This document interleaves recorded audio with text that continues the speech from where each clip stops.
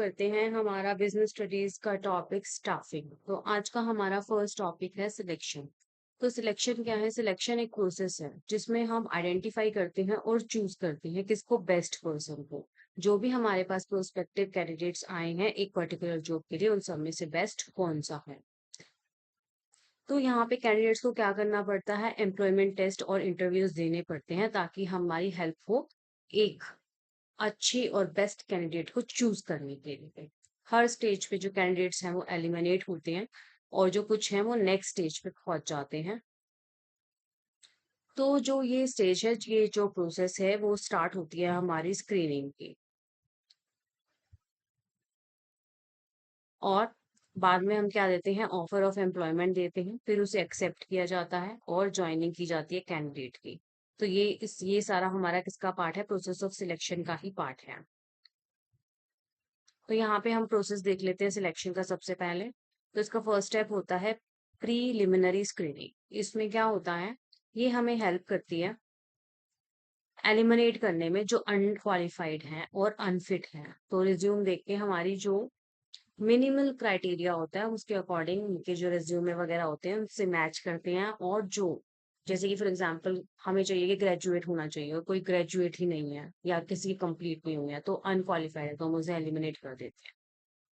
इसे कहते हैं प्रीलिमिनरी इंटरव्यूज जो होते हैं, जो रिजेक्ट किए जाते हैं, जो मिसफिट होते हैं, जो फिट नहीं होते, उन सबको। फिर हमारा सेकंड होता है सिलेक्शन टेस्ट। तो ये पेपर और पेंसिल टेस्ट भी हो सकता है या फिर कोई एक्सरसाइज भी हो सकती है, जिससे हम ये मेजर करते हैं। क्या मेजर करते हैं? कुछ कैरेक्टरिस्टिक्स ऑफ इंडिविजुअल्स। तो ये कैसे करते हैं? एप्टीट्यूड टेस्ट हो सकता है जिससे हम एप्टीट्यूड मेजर कर सकते हैं, इंटेलिजेंस मेजर कर सकते हैं, किसी की पर्सनालिटी मेजर कर सकते हैं। तो इसमें सबसे पहले इंटेलिजेंस टेस्ट होता है हमारा। तो this is one of the important psychological test use to measure the level of intelligent question, जिसे हम कहते हैं आई क्यू। आई होप आपने सुना होगा कि इसका आई क्यू अच्छा है, इसका आई क्यू कम है, ज्यादा है। तो उससे इंटेलिजेंट क्वेश्चन का हमें थोड़ा आइडिया हो जाता है, जिससे हमें पता चल जाता है किससे, इंटेलिजेंट टेस्ट से।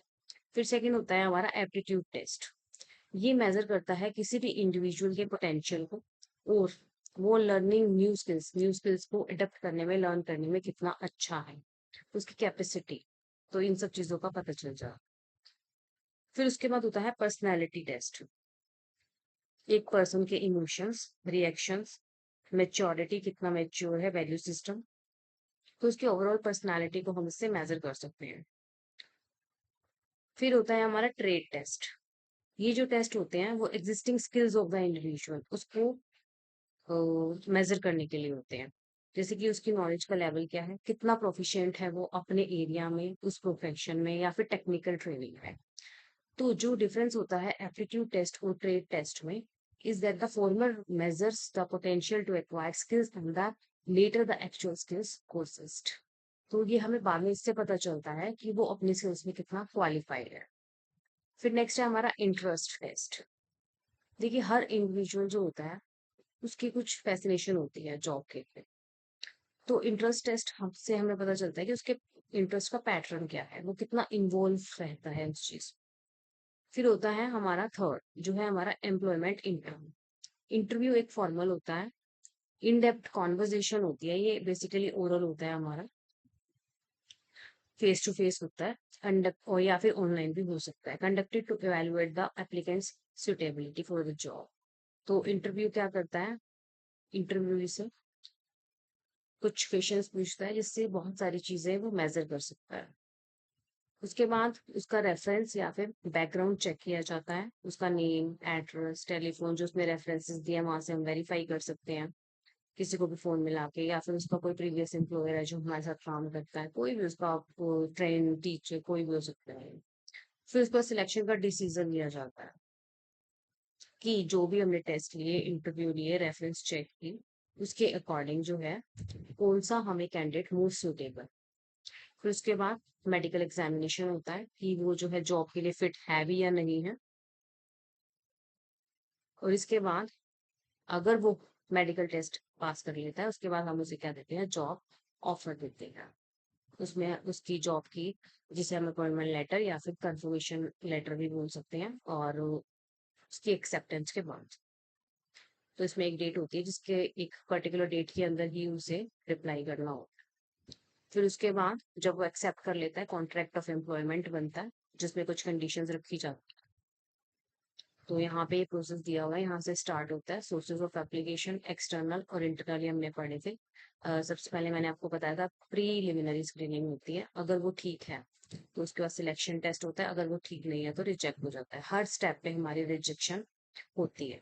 फिर उसके बाद अगर सिलेक्शन टेस्ट ओके है तो एम्प्लॉयमेंट का इंटरव्यू होगा, और अगर नहीं है तो फिर वो रिजेक्ट हो जाएगा। फिर उसके बाद उसकी रेफरेंस चेक की जाएगी, नहीं तो फिर यहाँ पे भी रिजेक्ट हो सकता है। मेडिकल टेस्ट होगा, सिलेक्शन डिसीजन होगा, यहाँ पे भी नो हो सकता है।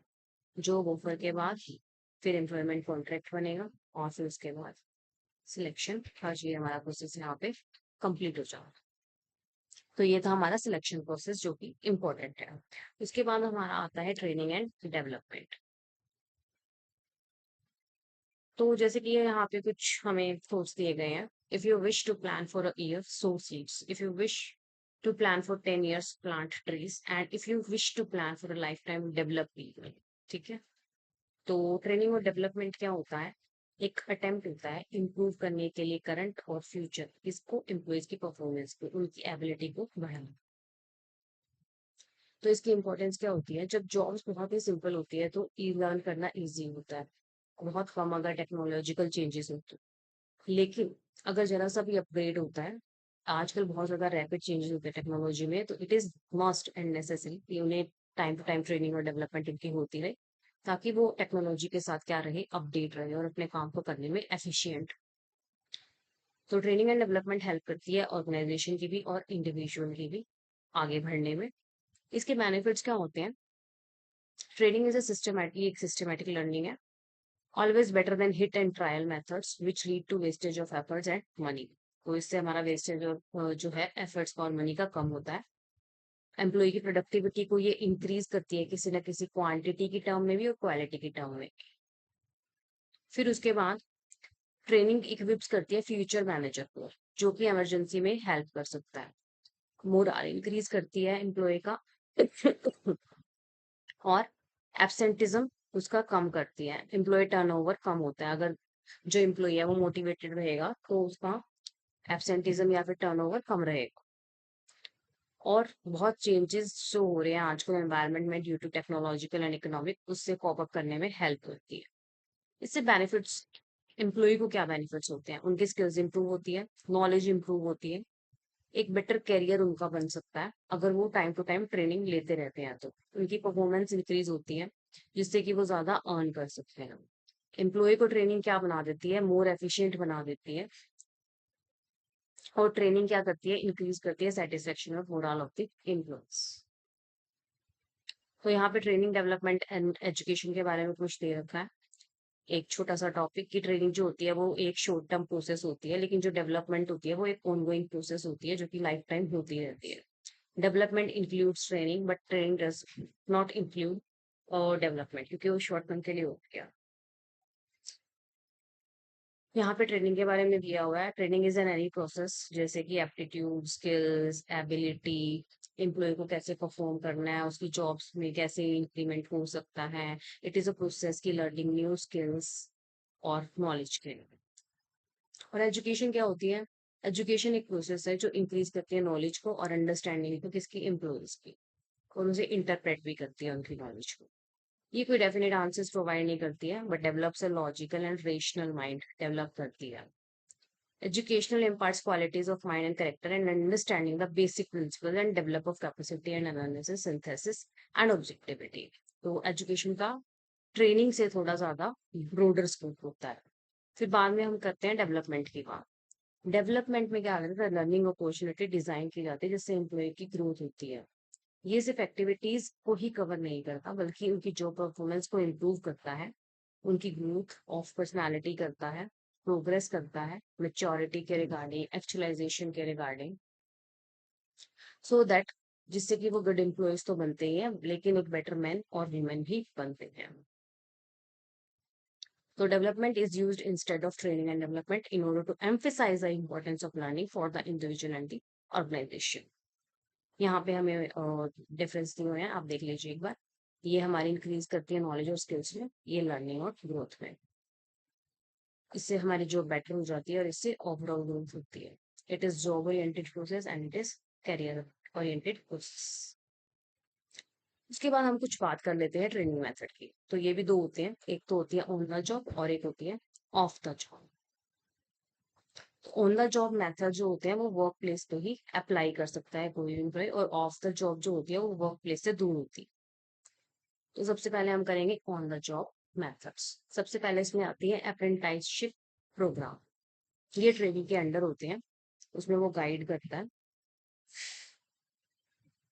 ये डिजाइन किए जाते हैं कि हायर लेवल ऑफ स्किल को एक्वायर किया जा सके स्किल्ड जॉब के लिए, जैसे कि प्लम्बर्स हो गए, इलेक्ट्रीशियन हो गए, आयरन वेल्डर हो गए। तो उन्हें एक अप्रेंटिसशिप ट्रेनिंग दी जाती है, जिससे वो कुछ टाइम स्पेंड करते हैं किसी एक्सपीरियंस्ड गाइड के अंडर या फिर ट्रेनर के अंडर, जिससे वो चीजें धीरे धीरे सीख जाते हैं। सेकंड है हमारा कोचिंग। इसमें सुपीरियर क्या करता है, गाइड करता है और इंस्ट्रक्ट करता है एज अ कोच। उसे हम काउंसलर भी बोल सकते हैं, जो म्यूचुअली एग्री करते हैं गोल्स को लेके, सजेस्ट करते हैं कि कैसे इन्हें अचीव करना है, और रिव्यू भी करते हैं टाइम पे। सजेस्ट करते हैं अगर कोई चेंज रिक्वायर्ड रहते हैं तो उसके बिहेवियर या परफॉर्मेंस में। फिर उसके बाद आता है हमारा इंटर्नशिप ट्रेनिंग। ये ज्वाइंट प्रोग्राम है ट्रेनिंग का एजुकेशनल इंस्टीट्यूशंस के, जैसे कि कोई कोर्स करते हैं एमबीए किया जैसे, उसमें भी आपकी इंटर्नशिप होती है 2 महीने की, या फिर सीए में भी होती है, जिसमें एक प्लेस के पास ऑर्गेनाइजेशन में जाके आप काम सीखते हैं। एजुकेशन का पार्ट होती है, इसमें रिपोर्ट आपको सबमिट करवानी पड़ती है, जिसके आपको मार्क्स मिलते हैं। फिर है हमारा जॉब रोटेशन। जैसे कि बैंक में आपने देखा होगा कि जॉब रोटेशन होता रहता है, कैशियर है, या फिर यहाँ पे डेस्क 1 पे कोई बैठा है, डेस्क 2 पे, या तो यहाँ पे इनकी इसकी जॉब को यहाँ दे दिया, इसकी जॉब को यहाँ दे दिया। इससे उसकी जो है स्किल्स एनहांस होती है और एक दूसरे का काम भी पता चलता है। अगर कोई एब्सेंट है या फिर कोई भी रीजन की वजह से अगर कोई नहीं आ पाया तो उसके काम को संभाल सकते, तो उसे हम बोलते हैं जॉब रोटेशन। ये सेम लेवल पे होती है, ठीक है, लो लेवल या हाई लेवल पे नहीं होती, बेसिक लेवल पे। तो इसमें ट्रेनिंग्स को इंटरेक्ट किया जाता है एम्प्लॉयज को, ताकि वो फ्यूचर में क्या कर सके, कॉपरेट कर सके। फिर आती है हमारी ऑफ द जॉब मेथड्स। इसमें क्लासरूम लेक्चर्स होते हैं, कॉन्फ्रेंसेस होती हैं, जिसमें स्पेसिफिक इन्फॉर्मेशन जो है कन्वे की जाती है, जैसे कि रूल्स हो गए, प्रोसीजर्स हो गए, मैथड्स हो गए। ये ऑडियो विजुअल्स हो सकती है, डेमोन्स्ट्रेशन हो सकती है, एक फॉर्मल क्लासरूम प्रेजेंटेशन भी हो सकती है। उसके बाद फिल्म्स, इसमें डेमोन्स्ट्रेशन स्किल्स दिखाई जाती है, जो एक रिप्रेजेंट करता है। फिर है केस स्टडी। इसमें एक्चुअल एक्सपीरियंस जो होते हैं ऑर्गेनाइजेशन के, उनको केस की फॉर्म में रिप्रेजेंट किया जाता है, रियल प्रॉब्लम्स को बताया जाता है। फिर वो उसकी केस स्टडी वगैरह करते हैं, एनालाइज करते हैं, अल्टरनेटिव या सोल्यूशंस ढूंढते हैं, और फिर बेस्ट सोल्यूशन जो है फाइंड आउट करके उसे इम्प्लीमेंट करते हैं। फोर्थ है हमारा कंप्यूटर मॉडलिंग। इसमें सेम वर्क एनवायरनमेंट एक प्रोग्रामिंग के थ्रू बनाया जाता है, ताकि उन्हें ऐसा लगे कि वो रियल अपने वो जॉब में काम कर रहे हैं, जिससे उन्हें बहुत कुछ सीखने को मिलता है। वेस्टिबल ट्रेनिंग, इसमें वो इक्विपमेंट्स भी यूज कर सकते हैं उस ट्रेनिंग में, एक्चुअल वर्क फ्लो यूज कर सकते हैं, वर्क एनवायरनमेंट्स यूज कर सकते हैं। तो सेम मटेरियल, फाइल, इक्विपमेंट सब यूज कर सकते हैं। ये भी आपकी कंप्यूटर मॉडलिंग की तरह है, बस इसमें इक्विपमेंट्स यूज होते हैं। फिर प्रोग्राम इंस्ट्रक्शंस है हमारा लास्ट में। तो इसमें क्या रहता है, स्पेसिफिक स्किल या फिर जनरल नॉलेज के लिए होता है। ये इन्फॉर्मेशन जो है वो मीनिंगफुल यूनिट्स में ब्रेक डाउन कर दी जाती है, और उन्हें अरेंज कर दिया जाता है लॉजिकल और सीक्वेंशियल लर्निंग पैकेज में, जैसे कि सिंपल से कॉम्प्लेक्स तक जाना, जिससे कि वो चीजें सीखते हैं। तो ये थे हमारे कुछ मेथड्स ऑफ ट्रेनिंग। उसके बाद हमारी समरी, ये जो है ये सब टॉपिक्स हमने किए हैं यहाँ पर। We have done staffing the meaning, need and importance of staffing. फिर हमने पढ़ा staffing as part of human resource management, evolution पढ़ा, स्टाफिंग प्रोसेस, रिक्रूटमेंट और ट्रेनिंग एंड डेवलपमेंट सोर्सेज हमने पढ़े, एक्सटर्नल होता है, इंटरनल होता है। प्रोसेस ऑफ सिलेक्शन हमने पढ़ा, ट्रेनिंग एंड डेवलपमेंट, नीड क्यों होती है हमें ट्रेनिंग की, डेवलपमेंट की, ट्रेनिंग मेथड्स, जो ऑफ द जॉब। तो यहाँ पे ये चैप्टर हमारा कंप्लीट हो गया। तो आप इसको एक बार देख लेना, यहाँ पे कुछ क्वेश्चन आंसर्स दिए हुए हैं, इनको आप अच्छे से रीड कर लेना। और अगर कोई क्वेश्चन आपको समझ में नहीं आया तो आप मुझे कमेंट सेक्शन में बता सकते हैं। यहाँ पे लॉन्ग क्वेश्चंस भी हैं, और ये शॉर्ट क्वेश्चन आंसर टाइप है।